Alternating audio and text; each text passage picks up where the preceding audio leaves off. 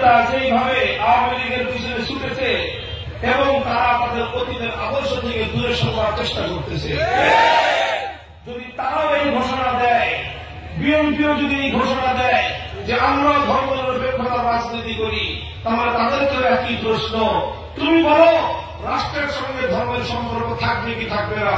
যদি বলো রাষ্ট্রের সঙ্গে ধর্মের সম্পর্ক থাকবে, তাহলে তুমি ধর্মনিরপেক্ষ হতে পারবে না। আর যদি তুমি বলো রাষ্ট্রের সঙ্গে ধর্মের সম্পর্ক থাকবে না, তাহলে তুমি মুসলিম থাকতে পারবে না। এখন তুমি ফয়সালা করো, তুমি হয় ধর্মনিরপেক্ষ সেকুলার, না হয় তুমি Muslim. That is your own right. তুমি আগে সিদ্ধান্ত করো তুমি মুসলিম থাকবা না সেকুলার হবে না।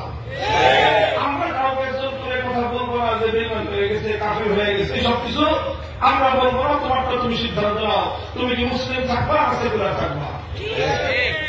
আমি যে কথা বলতে চাই, আল্লাহ কোরআনের আলোকে একই সঙ্গে মুসলিম থেকে সেকুলার হওয়া যায় না।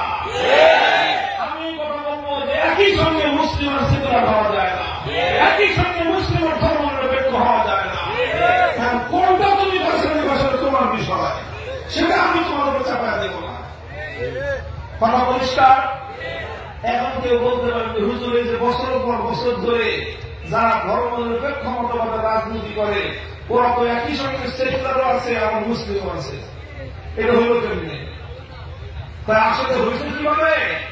যে কোনো একটা, দুইটার একটা, দুইটা যে কোনো একটা হয় আসলে তারা বুঝে শুনে সেকুলারিজম গ্রহণ করেছে, হয় তারা বুঝে শুনে ধর্মনিরপেক্ষতাকে গ্রহণ করেছে। যারা বুঝে শুনে ধর্মনিরপেক্ষ মতবাদ গ্রহণ করেছে, স্পষ্ট ঘোষণা পশ্চিম কালে তারা ইমানদার হতে পারে না। তবে আমার ধারণা হল যারা ধর্মনিরপেক্ষ মতবাদের কথা বলে, একটাও ধর্মনিরপেক্ষ মতবাদ বুঝে শুনে গ্রহণ করে নাই। যেহেতু না বুঝে গ্রহণ করছে, এই জন্য ইমানটা ঠিক আছে, কিন্তু সব গণ্য মূর্খের দল। কারণ না বুঝে একটা মতবাদ গ্রহণ করে শিক্ষিত মানুষ, মূর্খ মানুষ, মূর্খ, সব গণ্য মূর্খ। যদি মূর্খ না হতো, মুসলমান হয়ে ধর্মনিরপেক্ষ মতবাদের অনুসারী হতে পারত না। মুহতারাম হাজিরিন, এই কথা জরুরি কথা। ওয়াজ জিন্দেগিতে অনেক শুনেছেন, ইমান আগে না আমল আগে? ইমান আগে না আমল আগে? যদি ইমান দুরুস্ত না হয়, যদি ইমান ঠিক না হয়, 1000 টাকার নামাজ এক কানাকড়ি পরিমাণ সওয়াব হবে না। ইমান ঠিক না থাকলে লক্ষ কোটি টাকার দাম খাওয়ার যাকাত 1 পয়সা সওয়াব মিলবে না। ইমান যদি ঠিক না থাকে, বছর বছর হজ, প্রতি রমজানে উমরা এক কানাকড়ি পরিমাণ সওয়াব মিলবে না। ইমান যদি ঠিক না থাকে, ইমানদার ঠিক নাই, তার আমলের এক কানাকড়ি পরিমাণ মূল্য নাই। আমার পর্যবেক্ষণ হল, আমার মুসলিম সমাজের মধ্যে সবচেয়ে মানুষের সবচেয়ে বেশি ইমান নষ্ট হয় রাজনীতির মাধ্যমে, অন্য সব কিছুর মাধ্যমে, সমস্ত ফেতনার মাধ্যমে আমল নষ্ট হয়। সিনেমা দেখলে আমল নষ্ট হয়, নাটক দেখলে আমল নষ্ট হয়, ফেসবুক দিয়ে আমল নষ্ট হয়, ইউটিউব দিয়ে আমল নষ্ট হয়, নানা রকমের এই সমস্ত অন্যায় অপকর্মের দ্বারা আমল নষ্ট হয়, আর রাজনীতির দ্বারা ইমান নষ্ট হয়। এই জন্য আগে রাজনীতিকে ঠিক করতে হবে, রাজনীতিকে ঠিক করতে হবে। রাজনীতিকে ঠিক না করে গোড়ায় পানি ঢেলে, গোড়ায় শেকড়ের মধ্যে পানি ঢেলে ডালপালা ছাড়লে কোনদিন লাভ হবে না। মুহতারাম হাজিরিন, কথা লম্বা নয়, কথা লম্বা নয়। আমার এই বাংলাদেশ মুসলমানের বাংলাদেশ, 97% মুসলমান। এই বাংলাদেশটাকে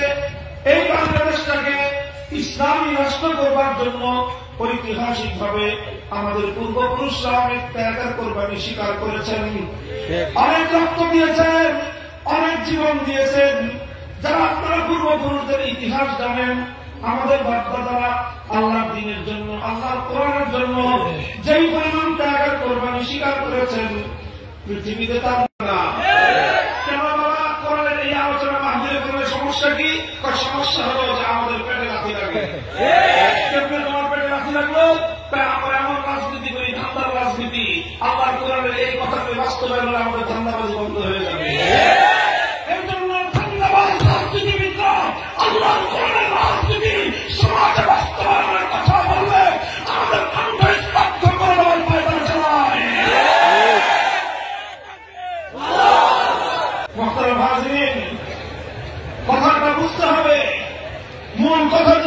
বলতেছি, দেখেন তারা এই সকল কথাগুলি সমাজে আলোচনা হোক এটা চায় না।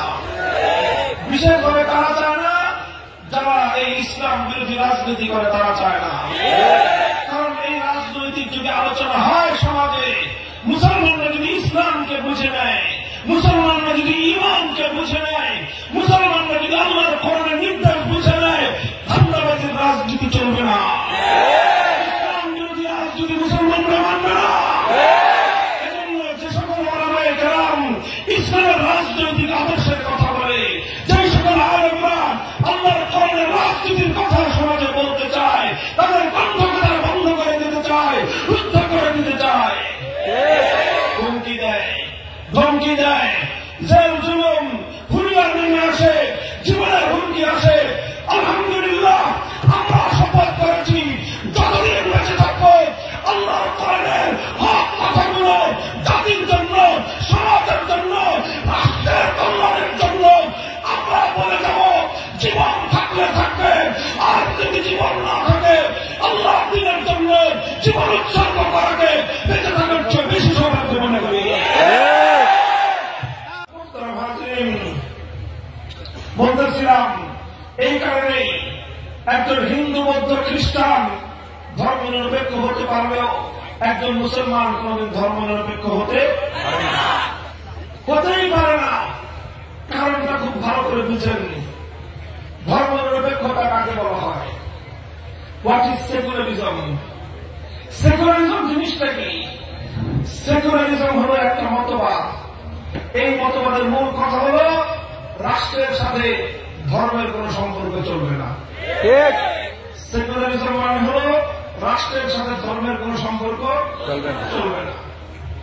আচ্ছা, এখন রাষ্ট্রের সাথে ধর্মের সম্পর্ক চলবে না, এই কথাটা যদি হিন্দু মানে তার কোন সমস্যা নেই, এই কথাটা যদি বৌদ্ধ মানে তার কোন সমস্যা নেই, এই কথাটা যদি খ্রিস্টান মানে তার কোন সমস্যা নাই। কিন্তু এই কথাটা যদি কোন মুসলমান মানতে চায় তাহলে তাকে ইসলাম ছাড়তে হয়। হিন্দু মানতে চাইলে তার হিন্দু ধর্ম ছাড়তে হয় না, খ্রিস্টান মানতে চাইলে খ্রিস্টান ধর্ম ছাড়তে হয় না, বৌদ্ধ এই কথাটা মানতে চাইলে তার ধর্ম তাকে ছাড়তে হয় না, কিন্তু মুসলমান এই কথাটা মানতে চাইলে তাকে তার ধর্ম ছাড়তে হয়। এই জন্যই বললাম হিন্দু, বৌদ্ধ, খ্রিস্টান অন্যান্য জাতি তারা ধর্ম নিরপেক্ষ হতে পারে, মুসলমান কোনদিন ধর্ম নিরপেক্ষ হতে পারে না। কারণ হিন্দু ধর্ম কোন হিন্দুকে এই কথা মানে না। হিন্দু ভাইরা যদি এখানে থেকে থাকেন আশেপাশে, আপনারা আমার কথা আপনাদের ধর্ম যাজকদের, ধর্মের ঠাকুরদের কাছ থেকে জিজ্ঞাসা করে দেখেন আপনাদের ধর্মের আলোকে আমাদের কথা মিলতেছে কিনা। আপনার ধর্মে রাষ্ট্রকে ধর্মের আলোকে চালাবার কোন বিধান হিন্দু ধর্মে নাই। বৌদ্ধ ধর্মে এই কথা বলা নাই যে রাষ্ট্রকে তোমার ধর্ম অনুযায়ী চালাতে হবে। খ্রিস্টান ধর্মের মধ্যে এই আদেশ নাই যে রাষ্ট্রকে ধর্মের আলোকে চালাতে হবে।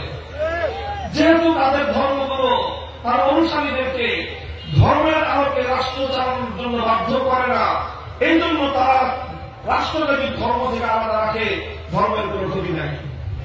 কারণ ধর্ম তো এই কথা বলেই নাই যে রাষ্ট্রকে ধর্মের আলোকে চালাও। কথা ক্লিয়ার? কিন্তু একজন মুসলমান যদি ধর্ম নিরপেক্ষ হয় তবে একজন মুসলমানের সামনে দুইটা মতবাদ। কয়টা মতবাদ? একটা হল ইসলাম আর একটা সেকুলারিজম, ধর্ম নিরপেক্ষ মতবাদ। ধর্ম নিরপেক্ষ মতবাদ তাকে বলবে খবরদার রাষ্ট্রের সাথে ধর্মের সম্পর্ক রাখা চলবে না। ইসলাম তাকে বলবে খবরদার রাষ্ট্রকে ধর্ম থেকে আলাদা হতে দেওয়া যাবে না। এখন তুমি বলো তারা আওয়ামী লীগ করছিল এতদিন, আপনাদের কাছে আমার বিনয়ী প্রশ্ন, কোন উত্তর করার কিছু নাই। আপনি এখন ইসলামের বিধান মানবেন না সেকুলারিজম ধর্ম নিরপেক্ষতার কথা মানবেন? বলেন। আপনাদের জিজ্ঞেস করি নাই যারা ধর্ম নিরপেক্ষ রাজনীতি, আওয়ামী লীগের রাজনীতি করেছেন বছরের পর বছর, যুগের পর যুগ, তাদের কাছে প্রশ্ন আপনি কোনটা মানবেন? আপনি যদি ধর্ম নিরপেক্ষ হয়ে থাকেন তাহলে আপনি ধর্ম নিরপেক্ষ মতবাদ মেনে বলবেন রাষ্ট্রের সঙ্গে ধর্মের সম্পর্ক চলবে না। আর আপনি যদি মুসলমান হয়ে থাকেন তাহলে আপনাকে বলতে হবে রাষ্ট্রকে ধর্মের বাইরে যেতে দেওয়া যাবে না। একসঙ্গে দুইটা কথা মানা সম্ভব?